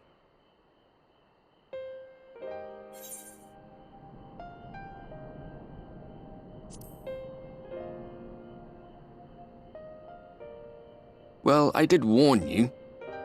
I followed you to Yulmore and then on to Armarang, and I was there when you slew the Lightwarden.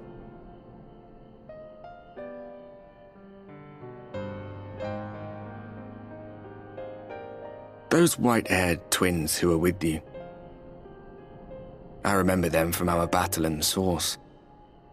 Are they your friends then? Through thick and thin?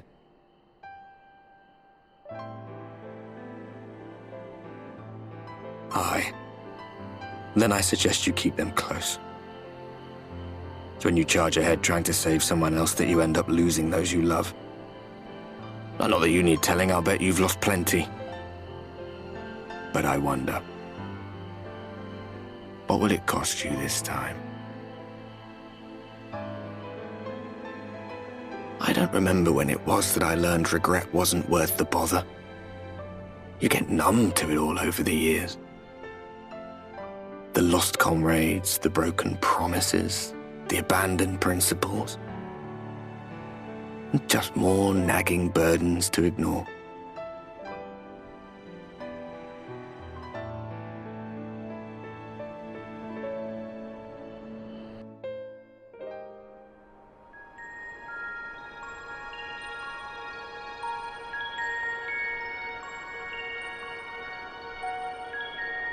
So this is what the light was hiding.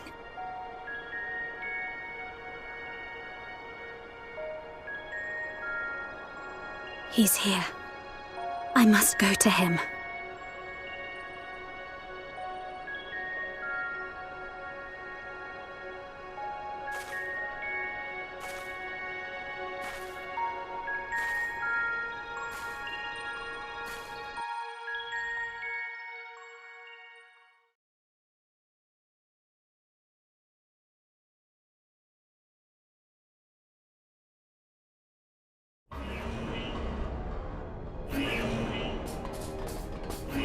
Intruders! Fan out and find them!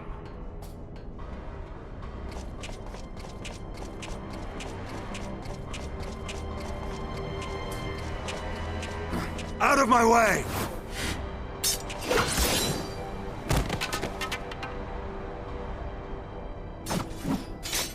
Stay your weapon. We are not your enemy.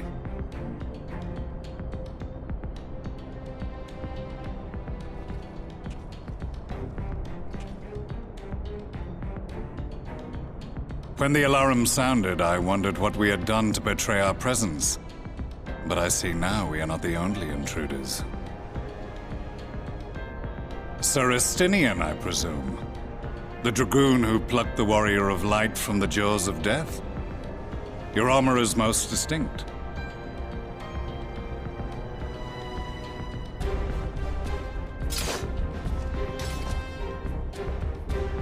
Much as yours once was. But even without it, I see a former legator still has eyes and ears in unexpected places. Van Baelsar, in the flesh.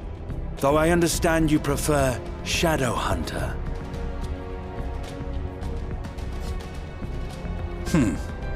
You are in contact with the Scions, I take it.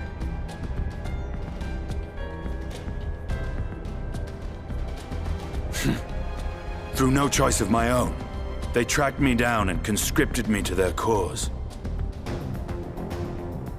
I swear the receptionist was trained as a spy. Not that anyone can escape that Baldessian woman once she has caught the scent of your ether. If they have resorted to using freelancers, I must assume their attempts to wake the afflicted have failed. And what of their champion? Away on other business. Thus, it has fallen to me to root out any trace of the Empire's new weapon.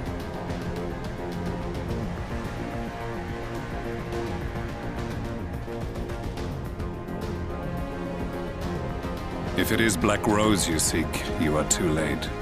My people have already completed your mission here. Yet this is but one factory among many. When they caught wind of our efforts, they built additional facilities to ensure production continues unabated. There will be no one left in the lands they conquer. No citizens to conscript. No skills to exploit. Nothing the Empire needs. And they will call it victory.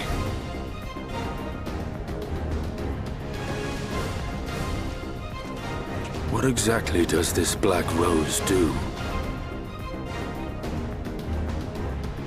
The gas is described as a poison, but its actual effect is more arcane in nature. It was created to disrupt the ether in living beings, to bring the flow of their life energies to a standstill. Inhaling even the tiniest amount will cause all bodily functions to cease, much as a potent venom will stop a man's heart.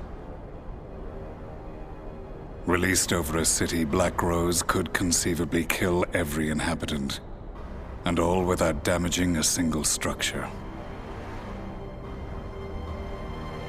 Search every corner! Rouse the barracks if you have to! I want this facility secured! I have more questions, but now is not the time. Sir Estinian, I have an offer for you, but I will make it only once.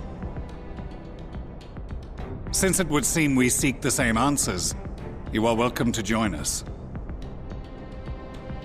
Ha! From what I hear, you need all the help you can get. In case you don't know, Varys himself confessed that your empire was a creation of the Ascians. I am aware of what his Radians said at the parley. Thus I would return to the capital, that I might behold the truth of this corruption with my own eyes. My path leads to Garlemald.